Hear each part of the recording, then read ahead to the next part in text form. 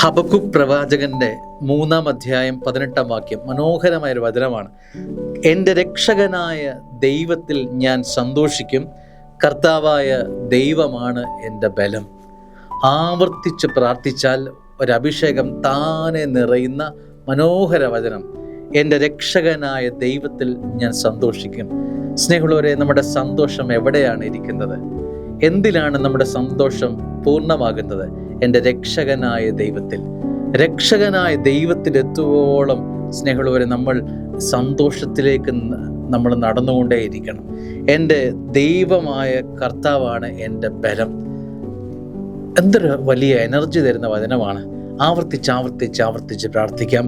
എൻ്റെ രക്ഷകനായ ദൈവത്തിൽ ഞാൻ സന്തോഷിക്കും, കർത്താവായ ദൈവമാണ് എൻ്റെ ബലം. കർത്താവായ ദൈവമാണ് എൻ്റെ ബലം. എൻ്റെ ബലം ഈ കാണുന്ന മറ്റൊന്നിലുമല്ല, എന്നെ ചുറ്റി നിൽക്കുന്ന മറ്റൊന്നിലുമല്ല, ഞാൻ നേടിയെടുക്കുന്ന മറ്റൊന്നിലുമല്ല, മറിച്ച് എൻ്റെ കർത്താവിലാണ്. ആമേൻ.